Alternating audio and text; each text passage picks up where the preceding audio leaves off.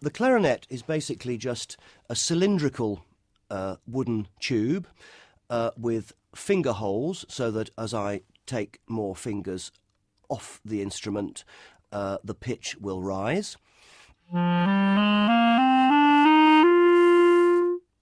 Like that, and a lot of metal keys in order to enable me to play all the notes in between those notes, the chromatic notes.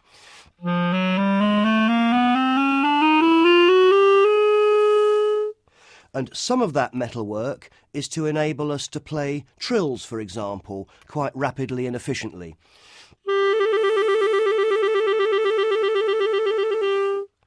Now, if I didn't have the key on the side of the instrument, that trill would come out like this, which might not particularly please either the conductor or the composer. So a lot of this metal stuff, although it looks complicated, is actually there to simplify matters for us. In order that we don't have to carry a case around which is as long as this instrument, particularly as we usually have to carry two, the instrument takes apart. And you can see there is the bell, which is the end of the clarinet, called a bell because it's bell-shaped, obviously. You then have the main part of the clarinet in a lower joint and an upper joint. And then at the very top, we have a barrel and the mouthpiece and reed on the mouthpiece, which go on the top of the barrel. Well, if you go to an orchestral concert, you may have sometimes wondered why you see the clarinetists with two clarinets, whereas all the other members of the woodwind section have just the one. And you'll sometimes see us change quite rapidly from one to the other. Now, this isn't because one of the instruments has suddenly become worn out, or indeed that we're trying out different instruments in the concert. It's just that because of the nature of the fingering system on the clarinet, most composers write for two different clarinets in order to avoid us playing in complicated keys. So we have a B-flat clarinet, which is the shorter one, and an A clarinet, which is the longer one. I'll just put a mouthpiece on so that you can hear the difference in pitch. So if I finger the note C on my B-flat clarinet, it comes out as a B-flat. And if I finger the same note C on my A clarinet, it comes out as an A. So we have to be careful to get the right instrument to do that.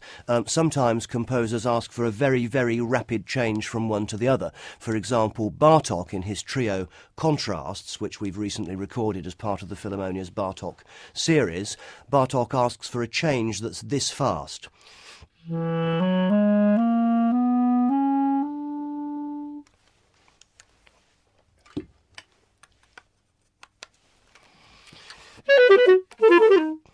As you can see, I slightly fumbled that change, and if that was a concert, I would definitely have missed it.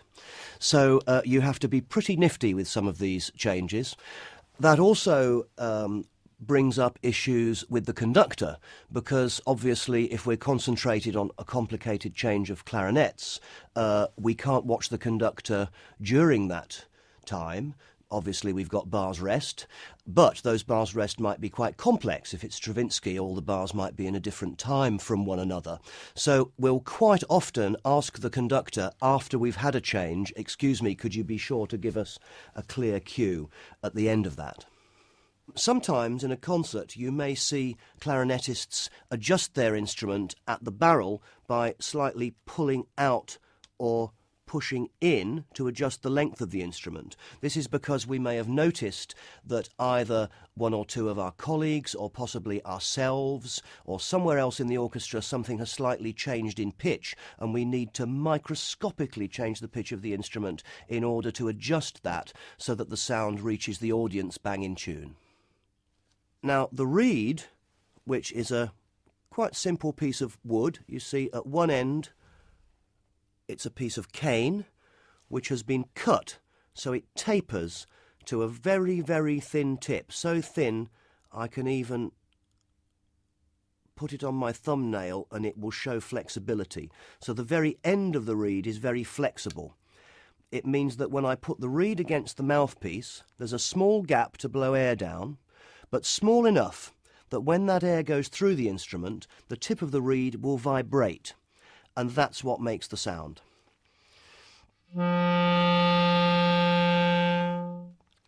Now, it's very important to get the right sound that the reed is absolutely right, and you may sometimes, particularly if you come to a rehearsal, see clarinetists surrounded with what might look like hundreds of reeds in order to find the right one. It can be a bit of a nightmare for us because a different concert hall may be less resonant than the next one, which means that a slightly different resistance of reed is required to make just the right sound. If I play a reed which is too unresistant for a hall, you can get quite a rough sound. On the other hand, if the reed is too resistant, you can probably hardly get any sound through it at all. And that can vary from venue to venue. And playing in an orchestra where on tour we may go from hall to hall, even country to country, different atmospheric conditions from day to day, one usually needs to carry a selection of reeds in order to choose exactly the right one to get the right sound in the hall on that particular day. That might sound like a terrible nightmare for us, but, of course, if things don't go quite right, we can change the reed. And as flautists, horn players and trumpeters are constantly saying to us, of course, if their lips don't feel right on a certain day, they can't change them, can they? Yeah. The way we produce the sound, obviously, to get a basic sound, one blows through the instrument as warmly as possible. Now, if I blow the air through the instrument far more slowly, the sound will become softer.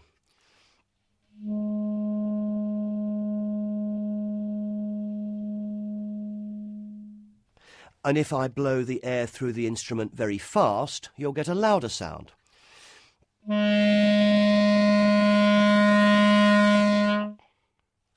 So, although on the face of it, you might think that an instrumentalist has to work harder to play loud than to play soft, in fact, it's exactly the reverse.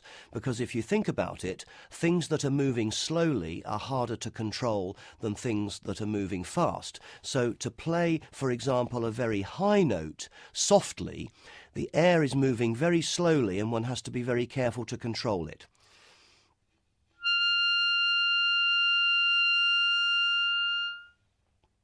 In fact, that very note has just featured in one or two of our Beethoven concerts at the end of Beethoven's 8th Symphony, 3rd movement in the trio.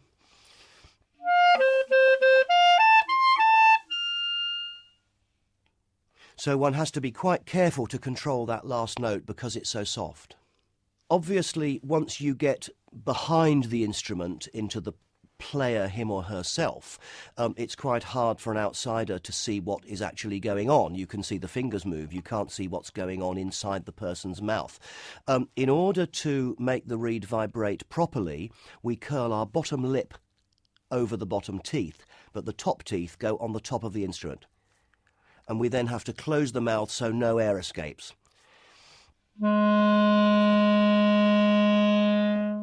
Although some contemporary composers have actually started to ask specifically for a very breathy sound. The Argentinian composer Maurizio Cargil asks for various different categories of breathy sound, half breathy, breathy, and so on. So we have to actually nowadays learn to be able to control what we spent all our student years trying to avoid completely. Now, I've played so far just long notes. If we want to play a series of separate notes, and you see I blew down the instrument several times separately then, but that sounds rather breathless and unmusical. So what we do is to use the tip of the tongue against the reed to stop the sound, interrupt the sound, which will enable us to keep the air going and play a number of repeated notes more musically. And one can, by using that method, play extremely short. there's a passage in Beethoven's Fourth Symphony where he asks the bassoonist and the clarinetist to play a very, very rapid staccato, which can be a nightmare in a concert if it doesn't go quite right. Of course not if it does. So that's an example of quite fast tonguing, and there's a separate tongue stroke for every one of those notes.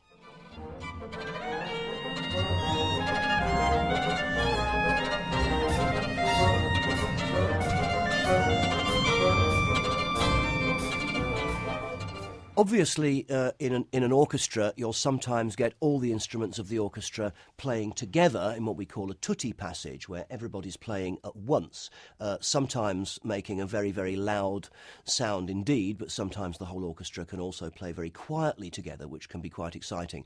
The woodwind instruments, of which the clarinet is one, will be playing a part in that, but also the woodwind are quite often asked to act as soloists within the orchestra. So we'll sometimes be playing as part of the group, and we'll sometimes be playing, as it were, as the lead part or as a soloist. For example, the opening of the finale of Beethoven's Fifth Symphony,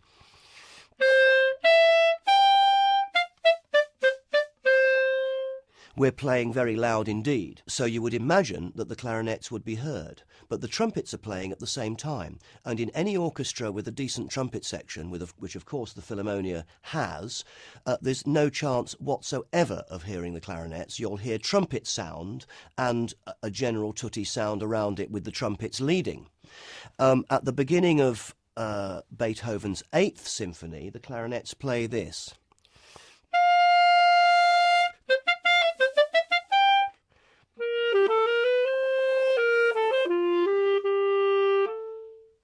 Now, the first part of that, I was part of the tutti sound, and you probably wouldn't hear the clarinets at all. But the second part of it is a clarinet solo. The clarinet has the lead part.